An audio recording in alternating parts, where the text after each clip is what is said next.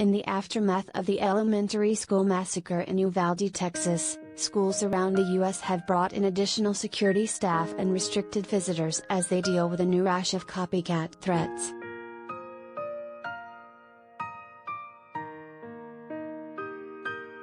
For some families and educators, it all has added to uneasiness in the wake of the deadliest school shooting since the 2012 attack at Sandy Hook Elementary School.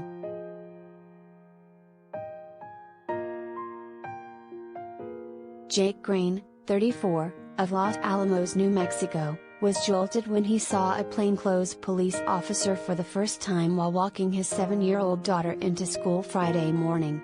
He grew up in Colorado, not far from where 2 Columbine High School students shot and killed 12 classmates and a teacher in 1999. Green remembers attending memorials and candlelight vigils as a 5th grader, but he's torn about whether having police at his daughter's school is best.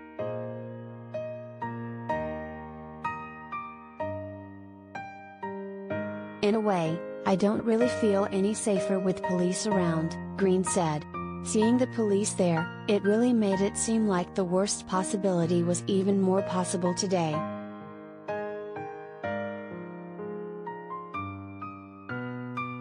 In El Paso, Texas, where a gunman killed 23 people in a racist 2019 attack that targeted Hispanics at a Walmart, schools are on edge.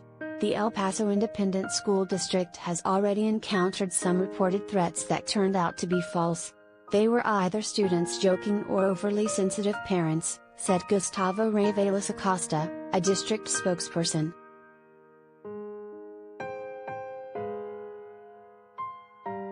"Our community is still raw from that incident," Acosta said.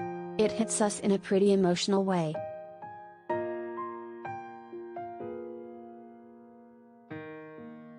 The district, which has its own police department, has also stepped up patrolling at all 85 campuses. Officers have been pulled for monitoring traffic or other duties. Schools already have updated camera surveillance systems. Visitors are required to ring a doorbell and show identification before they can enter.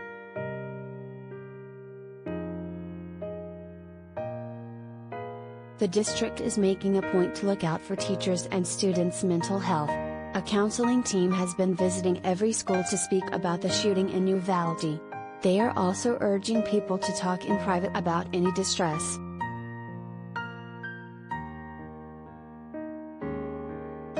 Mia Balcom, a 15-year-old student at a Fort Worth, Texas, high school, said it was surreal to think the Uvalde killings happened in her home state. It also stirred memories of a lockdown at her school 2 months ago that was prompted by a shooting.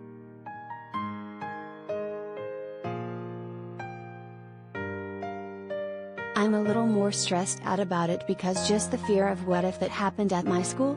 said Balcom, whose last day of school was Thursday. "Let's say we get more police officers. Most likely that's not going to stop people from going crazy and just shooting up schools."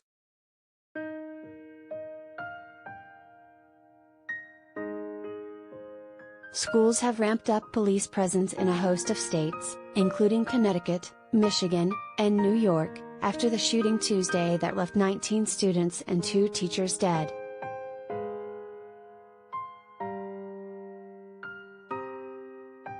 In Buffalo, New York, where a white gunman fatally shot 10 people in a racist attack in a supermarket on May 14, the largest school district announced new security rules effective immediately.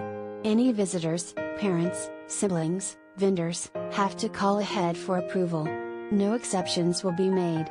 They may be subjected to a search by a one detector. Doors will be locked at all times.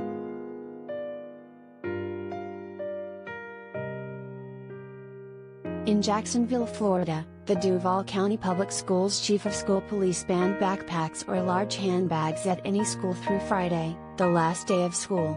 Small purses were allowed but could be searched.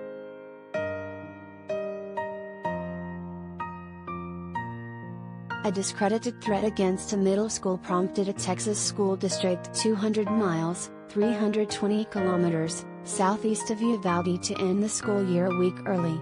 The Kingsville Independent School District announced Friday would be the last day of school. but students should not see any penalty for the premature end to the year.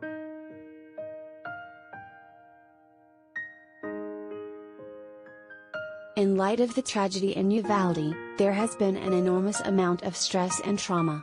Unfortunately, more stress and trauma are added with copycat threats that start circulating, such as the one that was sent today for Gillett Middle School. Superintendent Dr. Sissy Reynolds Perez wrote in a statement on the district's website.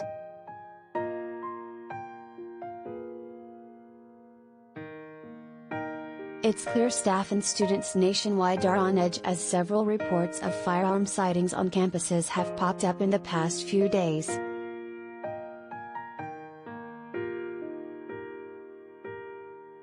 Two Seattle area schools went into lockdown Friday morning and police eventually recovered an airsoft gun. The Everett, Washington, schools then had their lockdowns lifted.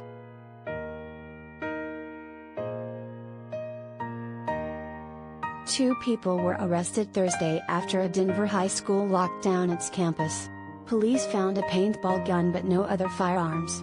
Classes were canceled anyway.